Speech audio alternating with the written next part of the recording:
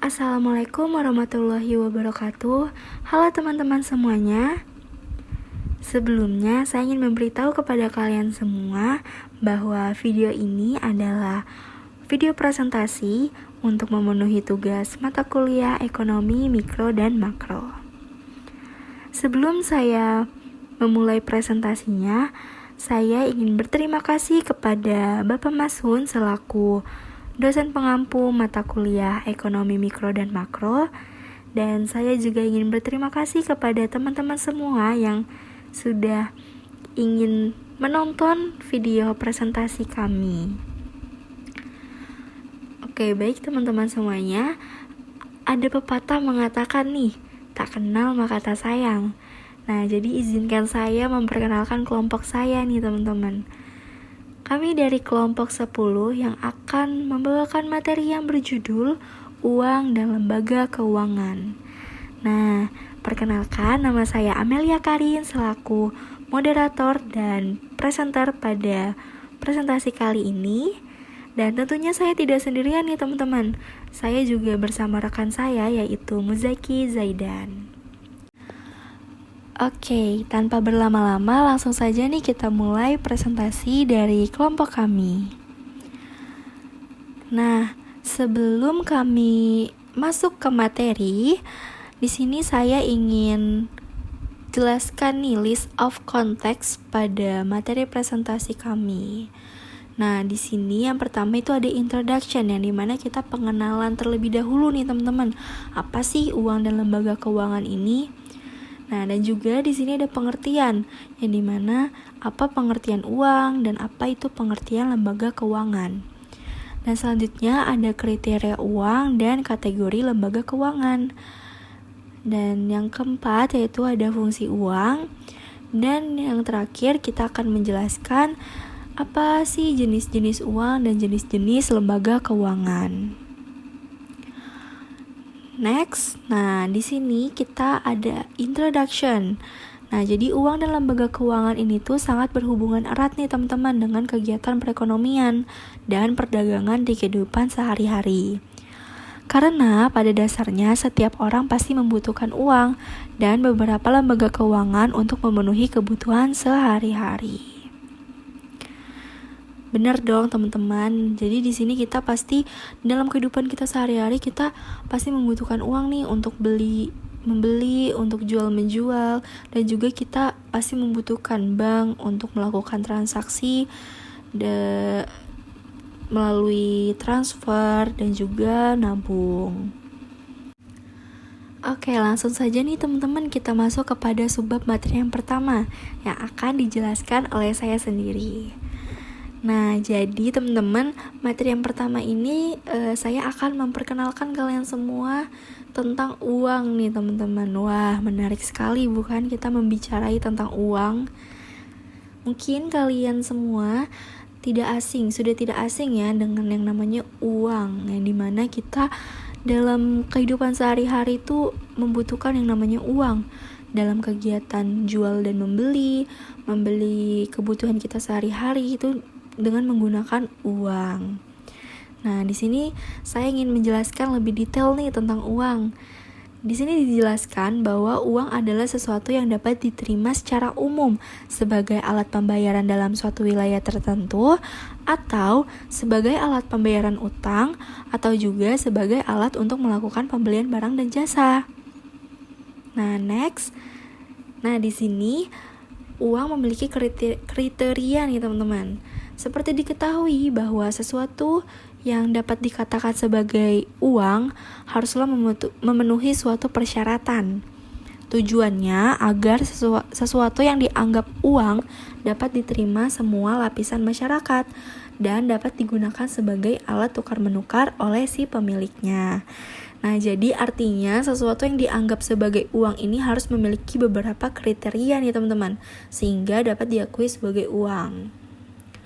Kriteria uang sendiri ini terbagi menjadi 8 teman-teman. Yang pertama yaitu ada jaminan. Nah, jadi setiap uang ini yang diterbitkan dijamin oleh pemerintah negara tersebut dengan ada adanya jaminan dari pemerintah tertentu, maka kepercayaan untuk menggunakan uang untuk berbagai keperluan mendapat kepercayaan dari masyarakat luas. Dan yang kedua yaitu disukai umum, yang artinya uang harus diterima secara umum penggunaannya, apakah sebagai alat tukar, penimbun kekayaan, atau sebagai standar pencicilan utang. Dan yang ketiga yaitu nilai yang stabil. Nah, jadi nilai uang ini harus memiliki kestabilan dan ketetapan, serta diusahakan fluktuasinya sekecil mungkin. Dan yang keempat itu mudah disimpan. Nah, jadi uang ini harus mudah disimpan di berbagai tempat, termaksud dalam tempat yang kecil, namun dalam jumlah yang besar. Dan yang kelima, mudah dibawa. Nah, uang ini harus mudah dibawa kemanapun, dengan kata lain, mudah untuk dipindahkan dari satu tempat ke tempat yang lain. Dan yang keenam, yaitu tidak mudah rusak. Nah, uang hendaknya tidak mudah rusak dalam berbagai kondisi, baik robek atau luntur, terutama kondisi fisiknya, mengingat frekuensi pemindahan uang dari satu tangan ke tangan lainnya. Dan yang ketujuh yaitu mudah dibagi. Nah, uang ini mudah dibagi ke dalam satuan unit tertentu dengan berbagai nominal yang ada, guna kelancaran dalam melakukan transaksi, mulai dari nominal kecil sampai dengan nominal yang besar sekalipun. Dan yang kedelapan yaitu supply harus elastis. Nah, tersedianya uang dalam jumlah yang beredar di masyarakat haruslah mencukupi. Tersedianya uang dalam jumlah yang cukup disesuaikan dengan kondisi usaha atau kondisi perekonomian suatu wilayah. Oke, next kita masuk ke fungsi uang nih teman-teman. Nah, secara umum ada 3 fungsi dari uang, yaitu yang pertama, ada 4 teman-teman. Nah, jadi secara umum ada 4 fungsi dari uang, yaitu yang pertama, sebagai alat pertukaran atau medium of change, yang artinya sesuatu yang diterima secara umum untuk pembayaran barang dan jasa. Dan yang kedua itu ada satuan hitung atau unit of account, yang artinya satuan umum untuk mengukur barang dan jasa. Dan yang ketiga yaitu penyimpanan nilai atau store of value, yang artinya segala sesuatu yang dapat digunakan untuk menyimpan daya beli selama jangka waktu tertentu. Dan yang keempat yaitu ada standar pembayaran di masa mendatang atau standard of deferred payment. Melalui fungsi ini, maka berapa belas jasa atau pembayaran di masa mendatang menjadi lebih mudah dihitung, karena diukur dengan daya beli atau purchasing power, dibanding bila diukur dengan nilai komoditas tertentu. Oke, next. Nah, di sini ada jenis-jenis uang juga nih teman-teman. Secara umum ada beberapa jenis uang yang dapat ditinjau dari segi aspek, yaitu yang pertama berdasarkan bahan. Nah, bila ditinjau dari bahan yang digunakan untuk membuat suatu uang, maka uang dapat dibedakan atas 2, yaitu yang pertama uang kertas dan ada uang logam. Nah, uang kertas ini tuh merupakan uang yang terbuat dari bahan kertas atau sejenisnya, dan uang logam merupakan uang berbentuk koin yang terbuat dari logam atau sejenisnya. Ya mungkin teman-teman sudah tahu dong uang logam dan uang kertas itu seperti apa. Dan yang kedua itu adalah berdasarkan lembaga yang menerbitkan. Nah, di sini dibagi menjadi 2 juga nih teman-teman. Yang pertama ada uang giral atau bank deposit money, dan yang kedua yaitu uang kartal. Nah, uang giral ini tuh uang yang dikeluarkan oleh bank umum seperti cek, credit card, traveler check queue, dan juga bilet giro. Dan sedangkan uang kartal ini uang yang dikeluarkan oleh Bank Sentral atau Bank Indonesia, baik itu uang dalam bentuk kertas maupun logam. Nah, jadi uang yang kertas dan uang logam itu tuh disebut dengan uang kartal. Dan sedangkan uang giral itu seperti kartu kredit kalian nih, yang kalau misalnya mau ambil uang KTM itu uang giral. Dan yang kedua itu yang ketiga itu berdasarkan nilai. Nah, jadi jenis uang ini uang yang ditinjau dari bahan yang digunakan pada uang tersebut, nilai intrinsik maupun nilai yang tercantum melekat pada uang tersebut atau nilai nominalnya. Uang ini dikategorikan menjadi dua juga nih teman-teman. Yang pertama, uang bernilai penuh atau full-bodied money, dan uang tidak bernilai penuh atau representative full-bodied money. Uang bernilai penuh ini adalah uang yang nilai intrinsiknya sama dengan nilai nominalnya. Dan sedangkan uang tidak bernilai penuh itu adalah uang yang nilai intrinsiknya lebih kecil dari nilai nominalnya. Nah, dan yang terakhir yaitu ada berdasarkan cakupan wilayah. Nah, uang yang ditinjau dari daerah berlakunya suatu uang dibagi menjadi 3, yaitu uang lokal, uang regional, dan juga uang internasional. Uang lokal sendiri ini adalah jenis uang yang hanya berlaku atau digunakan pada suatu negara tertentu. Misalnya rupiah, hanya didapat digunakan di Indonesia saja. Dan yang kedua itu ada uang regional, yaitu jenis uang yang digunakan atau berlaku di wilayah tertentu yang jangkauannya lebih besar dari jenis uang lokal. Misalnya kawasan benua Eropa yang menggunakan mata uang yang sama yaitu euro. Dan yang ketiga yaitu uang internasional. Nah, uang yang digunakan secara luas atau umum di setiap antar negara. Misal US dollar yang menjadi mata uang internasional bagi semua negara. Oke, selanjutnya kita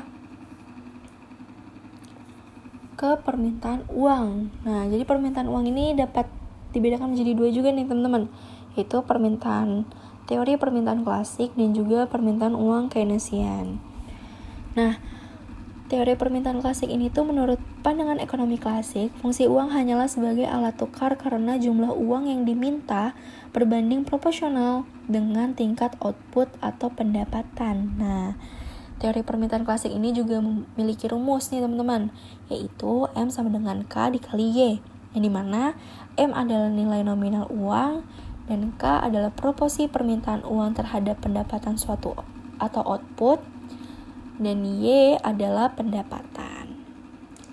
Dan sedangkan teori permintaan Keynesian, yaitu menurut teori Keynes ada 3 motivasi orang memegang uang, yaitu untuk transaksi atau transaction motive, berjaga-jaga atau precautionary motive, dan memperoleh keuntungan atau speculation motive.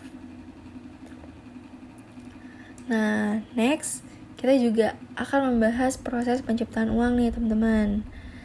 Proses penciptaan uang ini tuh terjadi di dalam sistem perbankan, di mana bank yang pertama kali memperoleh deposito akan menyalurkan kepada bank berikutnya atau bank kedua sebagai pinjaman.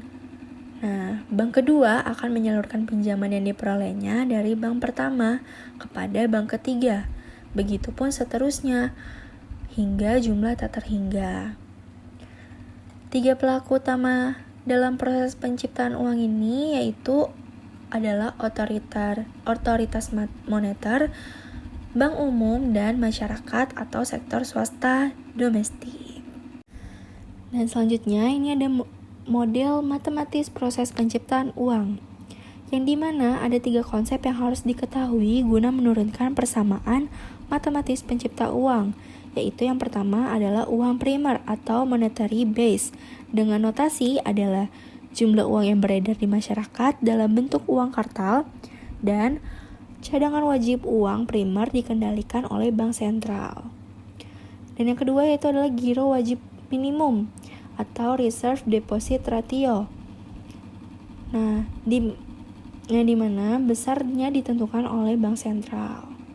Dan yang ketiga yaitu rasio uang kartal giral atau currency deposit ratio, yang menggambarkan pilihan bentuk uang yang dipegang masyarakat dalam arti dari jumlah uang beredar, berapa bagian persen yang disimpan dalam bentuk uang kartal, dan berapa bagian persen yang disimpan dalam bentuk uang giral. Nah, oke nih teman-teman, jadi itulah penjelasan materi tentang uang. Banyak kan teman-teman, dari segi jenisnya, kriterianya, fungsinya, bahkan prosesnya pun sudah saya jelaskan tadi. Nah, selanjutnya kita masuk ke subbab materi yang kedua yang akan dibawakan oleh rekan saya, yaitu Muzaki Zaidan. Kepada Muzaki Zaidan, waktu dan tempat saya persilahkan. Baik teman-teman, tadi kita sudah mendengarkan penjelasan dari teman saya tentang materi uang. Sekarang kita lanjut materi kedua, yaitu materi tentang lembaga keuangan. Yang pertama itu adalah definisi lembaga keuangan. Jadi, lembaga keuangan merupakan suatu lembaga keuangan yang kegiatannya untuk mengumpulkan sejumlah dana dari masyarakat dan menyalurkan kembali dana tersebut atau kegiatan kedua-duanya dengan tujuan memperoleh keuntungan. Menurut beberapa para ahli, yaitu Sukirno 2004, mendefinisikan lembaga keuangan atau institusi keuangan adalah suatu perusahaan yang kegiatan utamanya adalah meminjamkan uang yang disimpankan kepada masyarakat. Terus materi selanjutnya adalah kategori lembaga keuangan. Lembaga keuangan terbagi menjadi dua, yaitu lembaga keuangan depositori dan lembaga keuangan non-depositori. Lembaga keuangan depositori atau depository financial institution adalah lembaga keuangan yang menjalankan fungsi perantara untuk menghimpun sejumlah dana dan menyalurkan dana tersebut dalam bentuk tabungan. Contoh dari lembaga keuangan ini adalah perbankan. Yang kedua adalah lembaga keuangan non-depositori atau non-depository financial institution, yaitu lembaga keuangan yang menjalankan fungsi perantara, tidak dibenarkan untuk menghimpun dana dan menyalurkan dana tersebut dalam bentuk tabungan. Lembaga keuangan ini disebut juga lembaga keuangan bukan bank atau disingkat LKBB. Selanjutnya adalah jenis-jenis lembaga keuangan. Dari segi fungsi, menurut Undang-Undang Pokok Perbankan Nomor 14 Tahun 1967, fungsinya terdiri atas yang A itu ada bank umum, yang kedua ada bank pembangunan, yang ketiga ada bank tabungan, yang keempat ada bank pasar, yang kelima ada bank desa, 6 ada lumbung desa, ada bank pegawai dan bank lainnya. Setelah keluar Undang-Undang Pokok Perbankan Nomor 7 Tahun 1992 yang diubah dengan UU Nomor 10 Tahun 1998, jenis perbankan terdiri atas A, bank umum, yaitu bank yang dapat memberikan jasa dalam lalu lintas pembayaran. Yang kedua ada bank perkredit rakyat atau BPR, bank yang kegiatannya menerima simpanan dalam bentuk deposito berjangka, tabungan, dan atau bentuk lainnya yang dapat bersamakan dengan itu. Dari segi kepemilikan, bank terbagi menjadi 5. Yang pertama adalah bank pemerintah, itu terbagi menjadi Bank Bumi Daya, Bank Dagang Negara, Bank Ekspor Impor Indonesia, Bank Negara Indonesia 46 atau BNI, Bank Pembangunan Indonesia Bapindo, Bank Rakyat Indonesia, dan yang terakhir Bank Tabungan Negara. Yang kedua itu ada Bank Swasta Nasional, ada Bank Bali, Bank Sentral Asia, Bank Dagang Nasional Indonesia, Bank Danamon, Bank Duta, Bank Lipo, Bank Nusa, Bank Niaga, Bank Universal, dan Bank Utama. Yang ketiga ada bank milik atau koperasi. Kepemilikan saham-saham bank ini itu dimiliki oleh perusahaan yang berbadan hukum koperasi. Sebagai contohnya adalah Bank Umum Koperasi. Dan yang keempat ada bank asing, ada ABN AMRO Bank, ada Deutsche Bank, ada American Express Bank, ada Bank of American Bank of Tokyo, Bangkok Bank, Citibank, European Asian Bank, Hong Kong and Shanghai Bank, Standard Chartered Bank, Chase Manhattan Bank. Yang terakhir ada bank campuran, ada Sumitomo Niaga Bank, ada Bank Marine Corp, ada Bank Sakura Swadama, ada Bank Financial Nesia, ada Mitsubishi Buana Bank, ada Interpacific Bank, ada Paribas BBD Indonesia, ada Inbank, ada Bank PDPGI. Terus dari yang terakhir dari segi status itu ada bank devisa dan bank non devisa. Jadi bank devisa itu bank yang dapat melaksanakan transaksi ke luar negeri atau yang berhubungan dengan mata uang asing secara keseluruhan. Jadi bank ini itu dapat melakukan transaksi ke luar negeri, atau misalnya kalau kita mau berpergian ke luar negeri, kita dapat menukarkan jumlah mata uang untuk jumlah mata uang rupiah kita yang ditukarkan untuk kita nanti di negara asing. Terus yang kedua ada bank non devisa, ini kebalikan dari bank devisa. Apabila bank devisa dapat melakukan transaksi ke luar negeri, sementara bank non devisa itu dia belum mempunyai izin untuk melakukan transaksi sebagai bank devisa atau melakukan transaksi di luar negeri, sehingga dia dapat melaksanakan transaksi seperti haknya bank devisa. Yang terakhir ada dari cara menentukan harga. Yang pertama ada bank konvensional, itu adalah bank yang menetapkan bunga sebagai harga baik untuk produk simpanan seperti giro, tabungan maupun deposito. Yang kedua untuk jasa-jasa bank lainnya, pihak perbankan barat menggunakan berbagai biaya dalam nominal tertentu. Yang kedua, teman-teman, yang kedua ini tuh ada bank syariah. Nah, yang pertama dalam menentukan harganya menggunakan konsep bagi hasil. Dan yang kedua yaitu dalam menentukan produk pinjamannya, bank syariah berdasarkan negosiasi. Oke, baik teman-teman, tidak terasa sudah di ujung presentasi kami, yang dimana selanjutnya adalah sesi tanya jawab, yang dimana sudah ada pertanyaan dari beberapa teman-teman kami. Ada 6 pertanyaan yang akan kami jawab. Nah, jadi langsung saja. Pertanyaan pertama yaitu dari Arifatun akan dijawab oleh Muzaki Zaidan. Oke, baik teman-teman, di sini saya akan menjawab pertanyaan dari Arifatun kelompok 7. Jadi pertanyaannya, apa saja risiko yang dihadapi oleh lembaga keuangan non-depositori dan bagaimana mereka mengelola risiko tersebut? Jadi jawabannya tuh yang pertama itu ada risiko kredit. Nah, risiko kredit ini terhadap gagal bayar pinjaman. Dikelolanya itu dengan analisis kredit ketat, diversifikasi portofolio, dan penyisian kerugian. Yang kedua ada risiko pasar, itu contohnya itu ada fluktuasi harga aset. Cara kita mengelolanya adalah dengan lindung nilai, diverifikasi, dan manajemen likuiditas. Yang ketiga ada risiko operasional, kegagalan sistem atau kesalahan manusia. Kita mengelolanya dengan cara kontrol internal, teknologi, dan pelatihan sumber daya manusia. Yang keempat ada risiko likuiditas, yaitu kesulitan memenuhi kewajiban jangka pendek, dikelola dengan cadangan kas, perencanaan arus kas, dan pembatasan uang. Risiko reputasi, kerusakan reputasi dikelola dengan transparansi, tata kelola yang baik, dan pemantauan feedback. Oke, selanjutnya yaitu kita lanjut ke pertanyaan yang kedua. Pertanyaan dari Nabila. Apa keuntungan memiliki bank syariah dibandingkan bank konvensional? Nah, oke. Jadi, memiliki bank syariah dibandingkan bank konvensional itu memiliki beberapa keuntungan. Antara lain, yang pertama tidak ada bunga. Nah, bank syariah ini tuh beroperasi tanpa mengenakan bunga nih teman-teman, atau riba yang dilarang dalam prinsip-prinsip syariah Islam. Sebagai gantinya, bank syariah menggunakan sistem bagi hasil atau transaksi yang didasarkan pada profit dan resiko bersama, yang dianggap lebih adil dan sesuai dengan ajaran agama. Dan yang kedua, menghindari investasi pada hal yang dilarang. Bank syariah sendiri ini memastikan bahwa dana yang dikelola tidak digunakan untuk investasi pada kegiatan yang bertentangan dengan prinsip syariah, seperti perjudian, alkohol, atau bisnis yang merugikan masyarakat. Dan yang ketiga itu transparansi. Sistem bagi hasil yang digunakan bank syariah menuntut adanya transparansi dalam setiap transaksi, sehingga nasabah lebih memahami bagaimana keuntungan dan resiko dibagi antara mereka dan bank. Dan terakhir yaitu tanggung jawab sosial. Nah, jadi bank syariah ini tuh sering kali lebih memperhatikan aspek sosial dan kesejahteraan masyarakat dalam kebijakan dan keputusan bisnis mereka, seperti membiayai usaha kecil dan menengah atau UMKM, atau proyek yang dapat meningkatkan kesejahteraan umum. Nah, jadi secara keseluruhan nih teman-teman, bank syariah itu menawarkan pendekatan yang lebih etis, berkelanjutan, dan adil dalam dunia perbankan, terutama bagi mereka yang ingin menghindari unsur riba dan investasi yang tidak sesuai dengan prinsip agama. Tapi dari itu semua balik lagi kepada diri kalian masing-masing, ingin menggunakan bank apa, yaitu tergantung pada diri masing-masing ya teman-teman. Nah, oke, pertanyaan selanjutnya, pertanyaan ketiga yaitu dari Fashehah. Bagaimana peran uang sebagai store of value dapat terpengaruh oleh inflasi dan apa dampaknya pada perekonomian? Oke. Jadi pengaruh inflasi pada store of value ini yaitu yang pertama penurunan daya beli. Nah, inflasi terjadi ketika harga barang dan jasa meningkat seiring waktu yang mengakibatkan penurunan daya beli uang. Artinya, jumlah barang dan jasa yang dapat dibeli dengan jumlah uang tertentu menjadi lebih sedikit.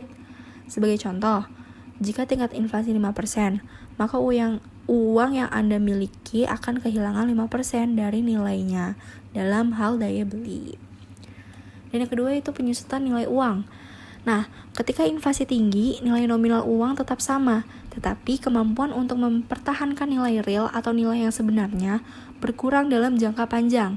Nah, ini mengurangi efektivitas uang sebagai penyimpanan nilai, karena uang tersebut tidak lagi dapat menyimpan kekayaan dengan cara yang sama seperti sebelumnya.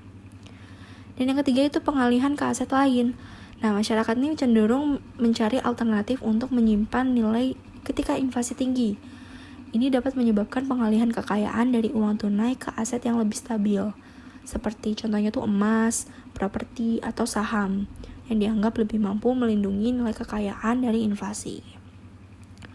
Nah, kalau dampaknya itu seperti apa? Nah, dampak inflasi terhadap perekonomian itu yang pertama tidak kepastian ekonomi.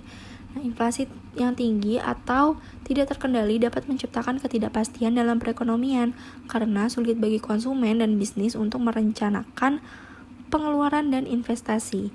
Ini bisa mengarah pada pengurangan konsumsi dan investasi. Pada akhirnya dapat memperlambat pertumbuhan ekonomi.